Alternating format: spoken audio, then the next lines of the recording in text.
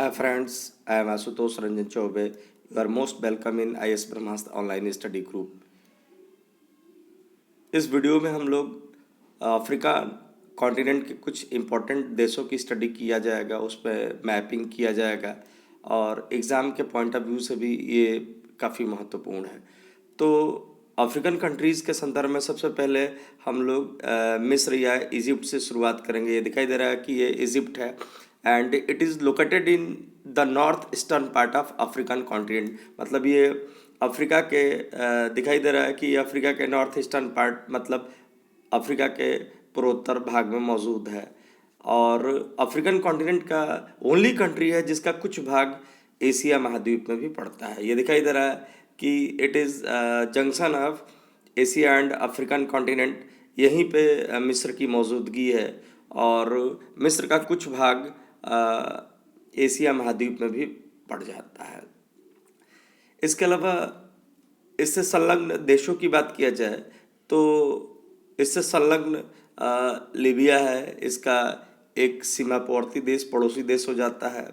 इधर सूडान हो जाता है, इधर रेड सी है, ये लाल सागर है। नॉर्थ में ये भूमध्य सागर जो मेडिटेरियन सी है वो हो जाता है। इसके अलावा एशिया के देशों में जो इजिप्ट है इसकी बाउंड्री जॉर्डन से भी मिलती है, इजराइल से भी मिलती है तथा पैलेस्तीन के जो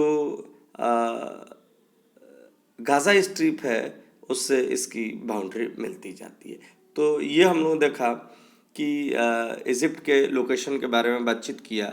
अब इजिप्ट से संबंधित हम जो अन्य चीज़ें हैं उस पर भी हम लोग बातचीत करेंगे और ये देखेंगे कि इजिप्ट में और क्या क्या विशेष चीज़ें पाई जाती हैं। ये दिखाई दे रहा है कि इजिप्ट का मैप है। जैसा कि हमने पिछले मैप्स डायग्राम में हम लोग देखा कि Egypt is located in the north eastern part of African continent की अफ्रीका के पूर्वोत्तर भाग में इजिप्ट की लोकेशन है। यहाँ पे दिखाई दे रहा है इजिप्ट का मैप दिखाई दे रहा है। तो इजिप्ट की बात किया जाए तो दिखाई दे रहा है कि ये इजिप्ट है और इजिप्ट का यहाँ से जो ये वाला भाग है, ये वाला भाग एशिया में विद्यमान है जिसको सिनाई पेनिनसुला या सिनाई प्रायद्वीप के नाम से भी जाना जाता है। और जैसा कि हमने दिखाया पहले भी डिस्कस किया कि it is only country of African continent which some part is also located in Asia. इसका कुछ भाग एशिया में भी मौजूद है। दिखाई दे रहा है कि जो नाइल रिवर है इससे हो के पास करती है। यही कारण है कि sometimes Egypt is also known as the bless of Nile river. मिस्र को नील नदी के वरदान की भी संज्ञा प्रदान किया जाता है। यहाँ पे दिखाई दे रहा है कि ये इसकी कैपिटल सिटी है Cairo. It is the capital city of Egypt and also the largest city of African continent. ये इसकी राजधानी भी है और अफ्रीकी महाद्वीप का सबसे बड़ा नगर भी है।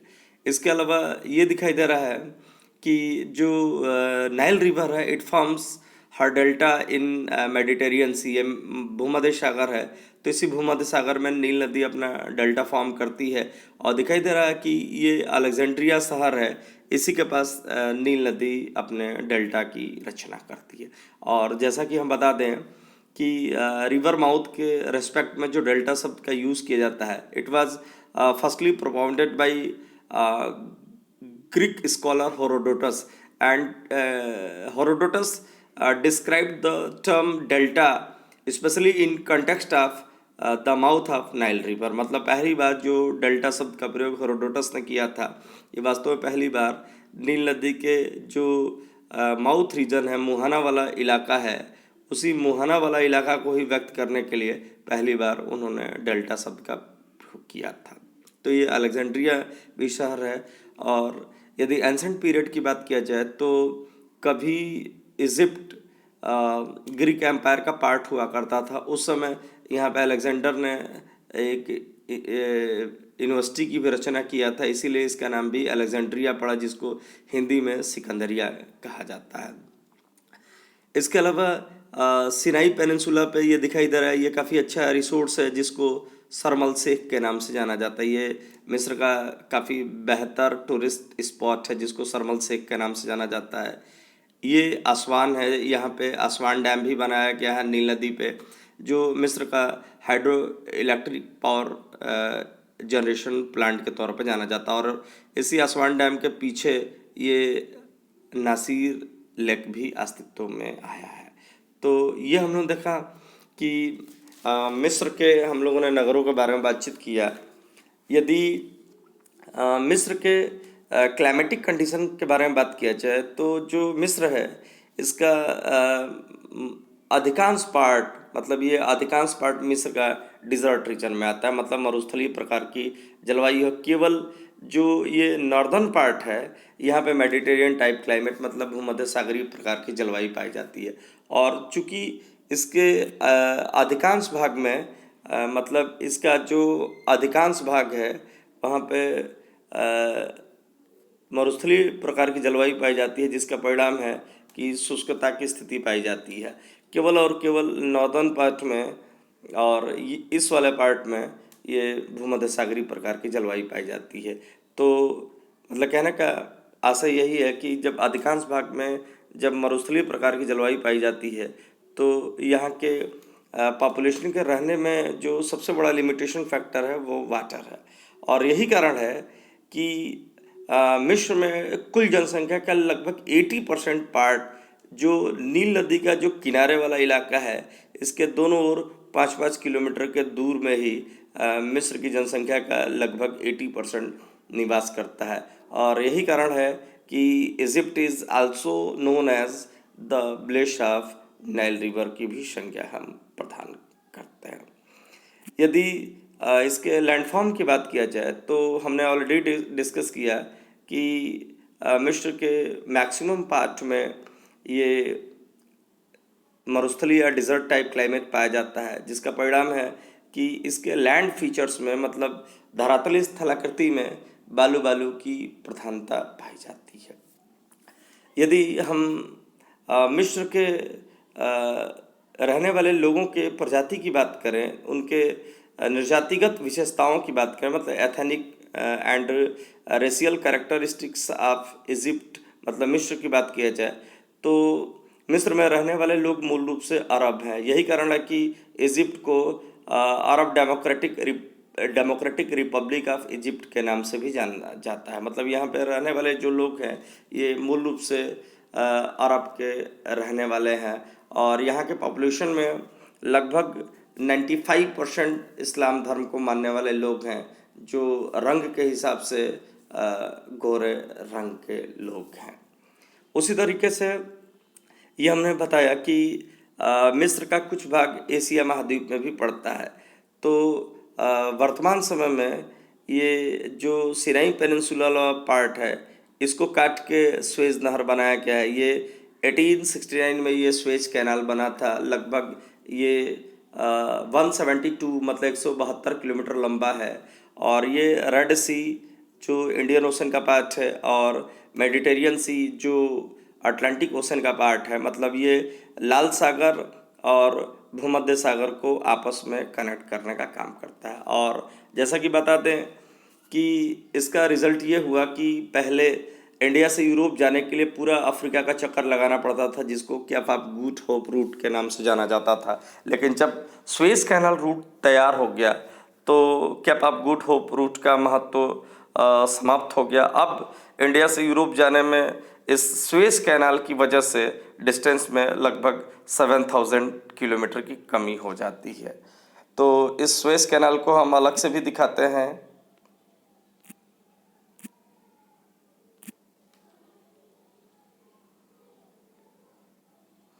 ये दिखाई दे रहा है कि ये अफ्रीका का ये स्वेज कैनाल है। और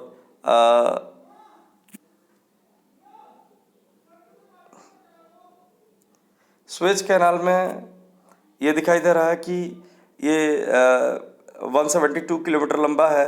और स्वेज कैनाल के उत्तरी भाग में, स्वेज कैनाल का जो उत्तरी भाग है यहाँ पे जो बंदरगाह है, पोर्ट है, जिसको पोर्ट सईद के नाम से जाना जाता है। उसी तरह से दक्षिणी भाग में है, उसको पोर्ट सुएज के नाम से जाना जाता है। मतलब जब रेड सी से जब एंटर करते हैं, जब इस सुएज कैनाल में, तो जो पहला पोर्ट है सुएज है। और जब इसको पार करके जब मेडिटेरियन सी में एंट्री किया जाता है तो फिर पोर्ट सईद है। इसके अलावा बीच में एक इस्माइलिया प्रमुख पोर्ट है। इसके अलावा इस सुएज कैनाल की बात किया जाए तो सुएज कैनाल में कुछ मार्सी लेक्स भी हैं, दलदली झीलें भी हैं। और दलदली झीलें में सबसे ऊपर मंजला लेक है। इसके अलावा टिमसा लेक है, मतलब सबसे ऊपर Manzala lake, Timsah lake, great bitter lake और स्मॉल बीटर लेक। तो ये इस सुएज कैनाल में स्थित कुछ मार्शी लेक्स या दलदली झीलें हैं। तो एक बात हम ये बताते हैं कि जैसे यहाँ पे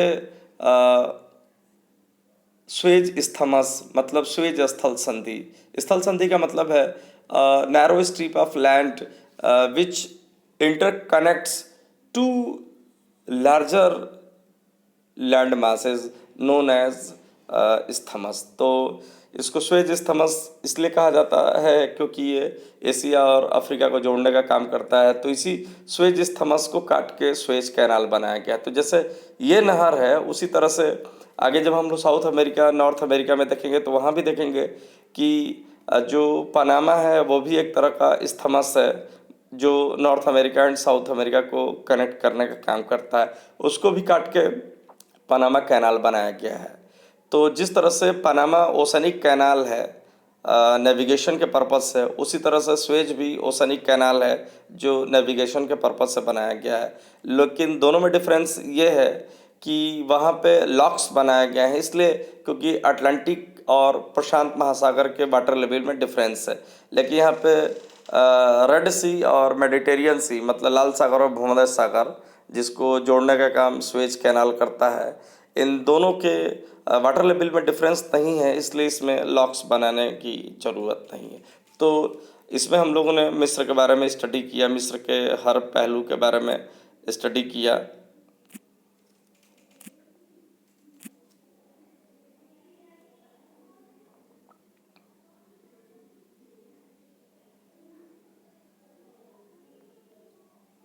अगला जो हम लोग स्टडी करेंगे वो नाइजीरिया के बारे में स्टडी करेंगे।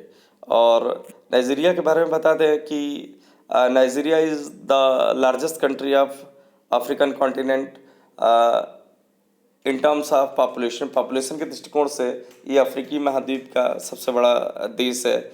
और इसकी जो लोकेशन है ये अटलांटिक महासागर के पास जो गल्फ ऑफ गिनी है, इसके सहारे इसकी लोकेशन है।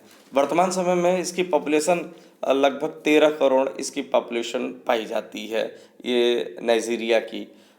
नाइजीरिया के मैप को अलग से भी हम लोग देखते हैं।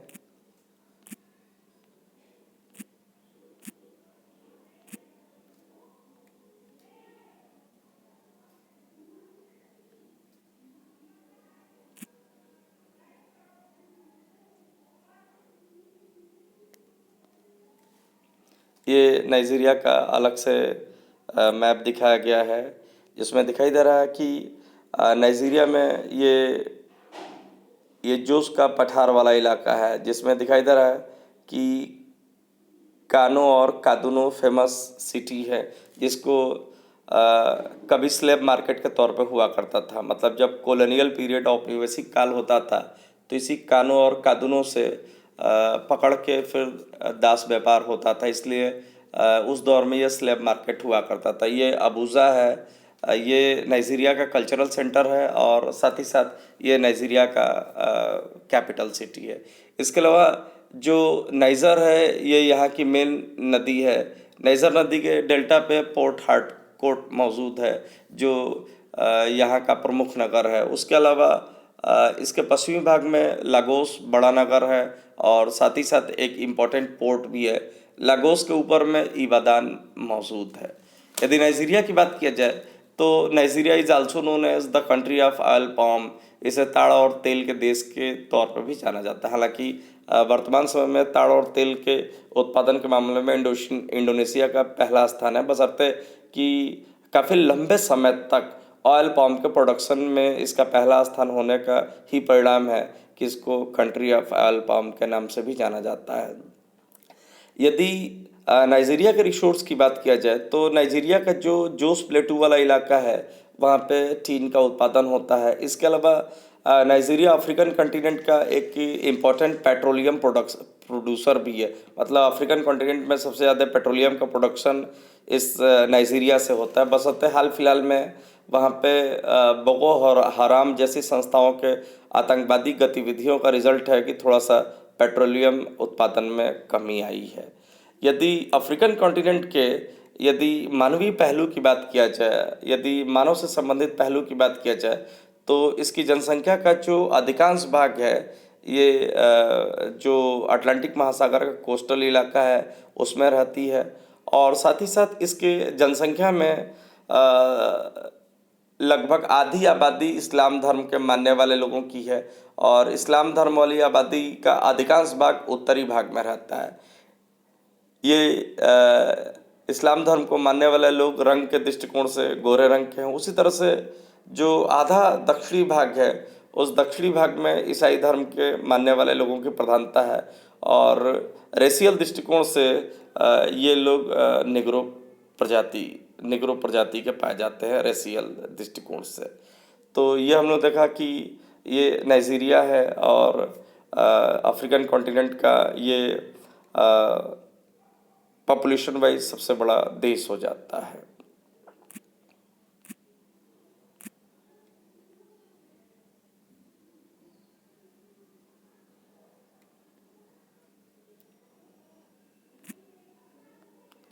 अगला जो हम लोग स्टडी करेंगे वो कांगो की बात करेंगे। कांगो को द कंट्री ऑफ फॉरेस्ट के नाम से भी जाना जाता है, वनों के देश के नाम से भी जाना जाता है। और जैसा कि हम बता दें कि कांगो 1960 में बेल्जियम से आज़ाद हुआ था और इसको लंबे समय तक जायरे कहा जाता था और आज जायरे का नाम बदल के कांगो हो गया। जायर और इसका कांगो नाम पड़ने का कारण यह है कि इसके बीचों बीच से कांगो रिवर फ्लो करती है और कांगो नदी के आधार पे ही, चूँकि कांगो नदी यहाँ पे काफ़ी प्रमुख भूमिका निभाती है इसीलिए इसका नाम कांगो था। तो पहले कांगो रिवर का भी नाम पहले जायरे था। तो जब जायरे रिवर का नाम जब कांगो चेंज हुआ तो फिर बाद में इसका भी नाम बदल के फिर कांगो हो गया। तो जैसा कि दिखाई दे रहा है कि जो कांगो है बिल्कुल अफ्रीका के बीचों बीच मौजूद है। और यदि एरिया के टर्म्स में बात किया जाए तो presently after disassociation of Sudan के टूटने के बाद it is the second largest country of African continent after Algeria. मतलब क्षेत्रफल के दृष्टिकोण से ये अल्जीरिया के बाद वर्तमान में अफ्रीकन कॉन्टिनेंट का ये दूसरा सबसे बड़ा देश है। और पॉपुलेशन वाइज बात किया जाए तो यहाँ की पॉपुलेशन लगभग 9 करोड़ है और पॉपुलेशन के दृष्टिकोण से ये अफ्रीकन महाद्वीप का ये चौथा बड़ा देश हो जाता है। ये कांगो का मैप अलग से दिख रहा है। तो दिख रहा है, यदि कांगो के शहरों की बात किया जाए तो दिखाई दे रहा है कि कांगो के दक्षिणी भाग में ये लुबुम्साशी है जो महत्वपूर्ण नगर है। और कांगो का जो दक्षिणी भाग है इसको कटंगा पठार रीजन या the region of Katanga plateau के नाम से जाना जाता है और यहाँ पे काफ़ी अधिक मात्रा में कॉपर की माइनिंग होती है। तो जो कांगो का ये वाला इलाका है कॉपर माइनिंग के लिए फेमस है और कॉपर माइनिंग वाले क्षेत्र में जो लुबुम्साशी है यहाँ का प्रमुख सेंटर है। इसके अलावा ये इसकी कैपिटल सिटी है जिसको किंशासा कहते हैं। तो Kinshasa is the capital city of democratic Republic of the Congo and also the largest city of Congo. ये कांगो का सबसे बड़ा नगर भी है। इसके अलावा इसके उत्तरी भाग में बात किया जाए तो किशनगनी प्रमुख नगर हो जाता है उत्तरी भाग में, बीच के भाग में कनंगा प्रमुख नगर हो जाता है। यदि इसके क्लाइमेटिक कंडीशन की बात किया जाए तो जो डेमोक्रेटिक रिपब्लिक ऑफ कांगो है ये बिल्कुल इक्वेटोरियल रीजन में पाया जाता है और इक्वेटोरियल रीजन में पाए जाने के कारण यहाँ पे घने घने वन पाए जाते हैं, और ये वन बेसिकली ये रेन फॉरेस्ट या वर्षा वन प्रकार के होते हैं। और वर्षा वन है इसलिए इन वनों की जो प्रमुख वनस्पतियाँ हैं, महोगनी हो गया, एबोनी हो गया, आयरनवुड हो गया, यहाँ की प्रमुख वनस्पतियाँ हो जाती है। इसके अलावा यहाँ की जलवायु में उत्तर और दक्षिणी भाग में थोड़ा बहुत सवाना टाइप क्लाइमेट पाया जाता है, जहाँ की खुरदुरी घास पाई जाती है। इसका मतलब है कि इसके अधिकांश भाग में रेन फॉरेस्ट टाइप क्लाइमेट पाया जाता है, और रेन फॉरेस्ट टाइप क्लाइमेट पाए जाने के कारण ही है, प्रभाव ही है कि इसके अधिकांश भाग में घने घने जंगल पाए जाते हैं। तो हम लोगों ने ये देखा कि जो कॉन्गो है बेसिकली घने घने वनों के लिए फेमस है। और यहाँ पे यदि हम लोग मिनरल रिसोर्स की बात करें तो मिनरल रिसोर्स के तौर पे कॉपर है, और साथ ही साथ यहाँ पे जो इंडस्ट्रियल डायमंड है उसका भी काफ़ी अधिक मात्रा में उत्पादन होता है democratic Republic of the Congo में। यदि डेमोक्रेटिक रिपब्लिक ऑफ कांगो के ह्यूमन पोर्शन पे बात किया जाए, मानवीय पक्ष पे बात किया जाए, तो यहाँ की आबादी में अधिकांशतः ट्राइब्स हैं, मतलब जनजाति है। और जनजातियों में भी बेसिकली जो बंतु ट्राइब्स हैं, बंतु जनजाति हैं, उनकी संख्या अधिक है। बंतु बेसिकली एग्रीकल्चरल एक्टिविटीज़, कृषि संबंधी गतिविधियों में इन्वॉल्व हैं, और इन लोगों की जो मुख्य फसल है बनाना की खेती करते हैं, इसके अलावा कैसावा की खेती करते हैं। और pygmy tribes also live in rain forest of Congo basin. Congo basin के घने घने जंगलों में रहते हैं। और बेसिकली जो पिग्मी हैं ये काफ़ी प्रिमिटिव टाइप के ट्राइब्स है, आदिम प्रकार के जनजाति हैं। Basically they involve in gathering of forest product and also hunting. मतलब ये जो कॉन्गो बेसिन में रहने वाले जो पिग्मी लोग हैं, बेसिकली ये लोग आखेटन का काम करते हैं और वन उत्पादों को संग्रहित करने का काम करते हैं। तो ये कांगो का हो गया। इसके अलावा हमने बताया भी कि कांगो में कांगो का नामकरण कांगो रिवर के आधार पर हुआ है। इससे ये पता चलता है कि इस देश के लिए कांगो रिवर का कितना महत्वपूर्ण स्थान है। और दिखाई दे रहा है कि भले ही area wise it is the second largest country of African continent, but it has smaller coastal line. दिखाई दे रहा है कि यहाँ पे जो माताड़ी सिटी है इज़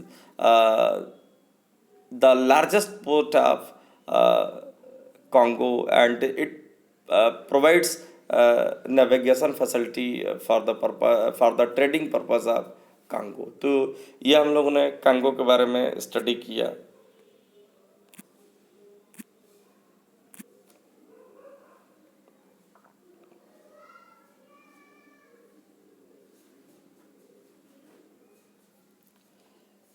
ये जो मैप में दिखाई दे रहा है ये बेसिकली साउथ अफ्रीका है, जो अफ्रीकन कॉन्टिनेंट के सबसे दक्षिणी भाग में मौजूद है। और जैसा कि हम बताते, it is the most developed country of African continent. अफ्रीकी महाद्वीप का सबसे विकसित देश के तौर पर जाना जाता है। यदि इसके मानवीय पक्ष की बात किया जाए तो यहाँ रहने वाले बेसिकली गोरे प्रजाति के भी लोग हैं जो ओरिजिनली डच हैं, कुछ अंग्रेज भी हैं। और इसके अलावा यहाँ पे पाए जाने वाले कुछ मूल निवासी भी लोग हैं जो निग्रो हैं।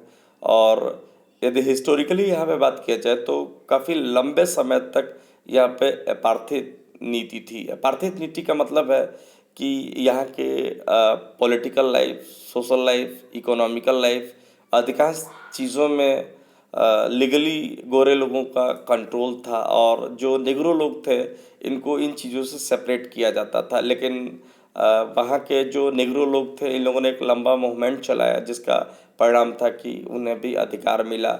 और अब साउथ अफ्रीका से जो अपार्थिक पॉलिसी है अब उसका समापन हो गया है। तो ये दिखाई दे रहा है Pretoria, it is the capital city of south Africa. South Africa की ये कैपिटल है। बेसिकली साउथ अफ्रीका की 3 कैपिटल है, प्रिटोरिया हो गया, कैप टाउन हो गया and Svane. It is only country of the world which has 3 capital city. तो बेसिकली हम ये कह सकते हैं कि जो प्रिटोरिया है ये इसकी कैपिटल सिटी है and it is executive head of south Africa के कार्यपालिका का मुख्यालय है।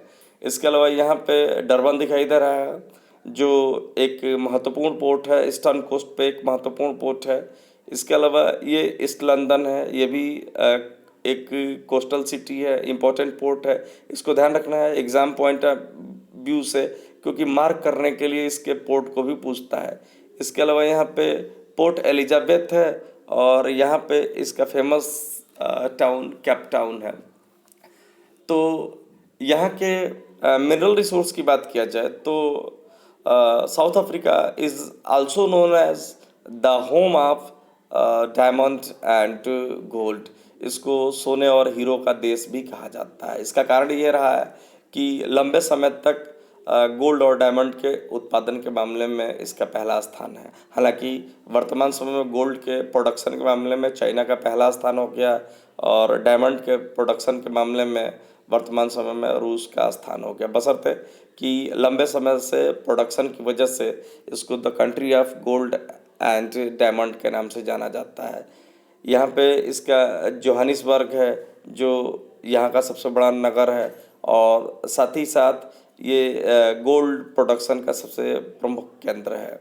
उसी तरह से यहाँ पे किम्बरले है, दिखाई दे रहा है, ये किम्बरले है जो डायमंड माइनिंग का सबसे प्रमुख सेक्टर है। ये यहाँ पे लिशेथो है जो पूरी तरीके से इसके इनक्लेव के तौर पे लिशेथो है जो पूरी तरीके से इसी में मौजूद है। तो ये हम लोगों ने देखा कि अफ्रीकन कॉन्टिनेंट के इजिप्ट, नाइजीरिया, कांगो और साउथ अफ्रीका के बारे में डिस्कस किया। तो इस वीडियो में हम लोग का इतना ही मैप और डायग्राम रहेगा।